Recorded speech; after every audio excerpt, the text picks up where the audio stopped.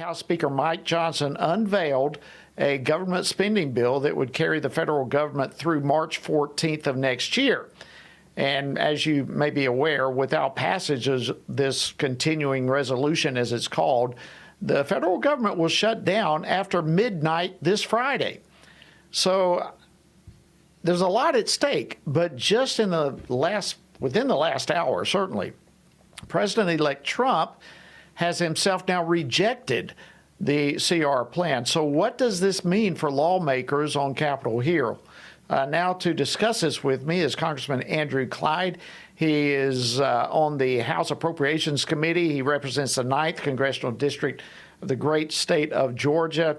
Congressman Clyde, my good friend, welcome back to Washington Watch. Great to see you. Great to see you too, Jody. Always good to be with you.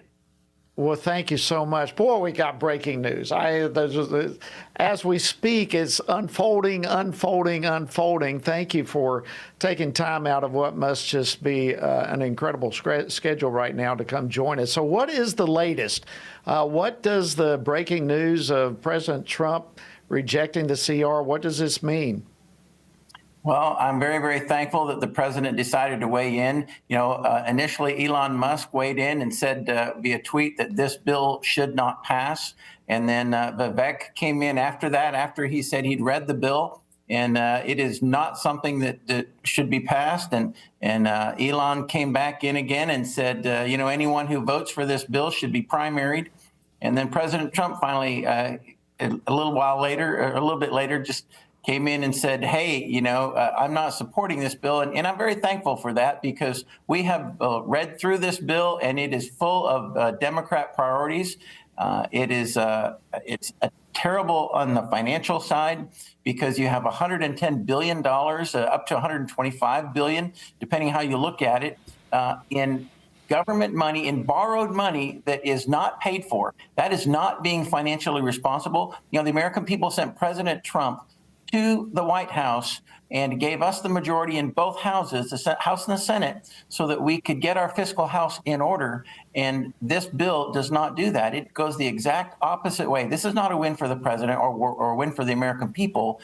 It is a win for the swamp. And it has firmly been rejected right now. So we are waiting to see what is going to happen out of our leadership, out of Speaker Johnson. I believe it will be a much trimmer bill that will come out. And we'll see. We should have 72 hours to read it and vote on it. I don't think that's probably going to happen. But right now, it's the waiting game. Wow. Well, I know you are one of the hardest working members of the Appropriations Committee, and I know you as an extremely detailed individual. I doubt if you've had time to read through all 1,500 plus pages of this thing in the short time that you've had it. But that said, just continue your train of thought there. What are some of the most concerning provisions that you have seen so far as you've been going through this? Well, we've not completely finished reading it, but from what I have read so far, it is simply unacceptable. The biggest issue that I have is the $110 billion, $100 billion of disaster aid, $10 billion going to the farmers that is not paid for. It's one thing if you don't have any rescissions, any advanced appropriations, that you can claw back the money. But we do. We've got billions and billions of dollars of advance appropriations that we could reallocate and actually have this disaster money paid for, but it's not. And that's just not being responsible. That's not why people sent us to Congress, to do the same thing and have the same result and add more money to our national debt, which is killing us. So that was the number one concerning thing. There are so many other just things that are Democrat priorities. The Global Engagement Center, for one thing, which is literally taxpayer-funded, First Amendment violating censorship of free speech. That has a 1-year extension. I thought it was going to die this month. That a painful death, but it's being resurrected by this bill, and it needs to be killed. Wow. So it sounds like, and tell me if this would be a proper assessment from your perspective or not, but it sounds like this is probably more of a win for woke Democrats than it is for the GOP. Yes, that is a great way to say it. It is more of a win for woke Democrats. I mean, you've got RFK Stadium being transferred in this bill. You've got, preferences to the Haiti in this bill. I mean, you have our ethanol 15, E15, getting subsidy in this bill. All sorts of things are getting subsidies in this bill that just are not necessary and shouldn't be rushed through on a continuing resolution. It's really an omnibus, actually. If you really look at it, it's an omnibus on a continuing resolution. Yeah, and when you look at the fact, as you referenced, $36 trillion now in our national debt, we, as Republicans, we need to be going the other direction in terms of slowing down at least the spending and stopping it wherever necessary rather than continuing. Yet you said $110 billion of not paid for money. So let me just ask you this, Congressman Clyde. What happens now? What do Republicans need to do now? What is going to happen now? Are there scheduled meetings to go back to the drawing board? What's the game plan now? Well, I think leadership is meeting to determine that as we speak.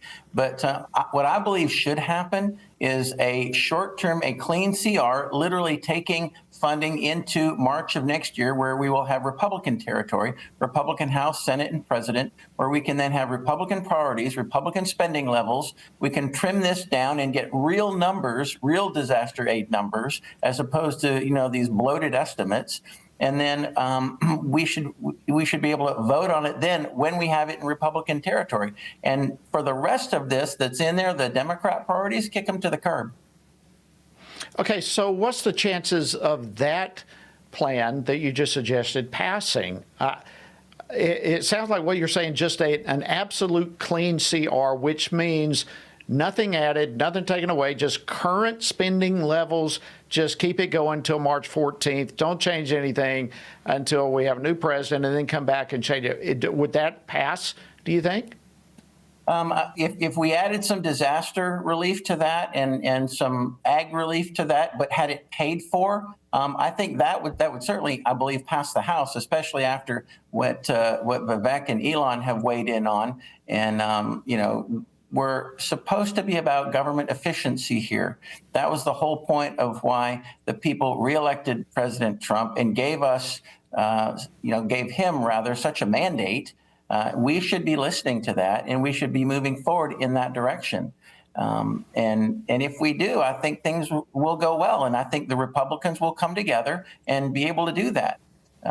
So as you're talking to colleagues, you do think there would be the support for a clean CR, maybe perhaps some supplements for disaster relief, but paid for, and you think that would probably pass?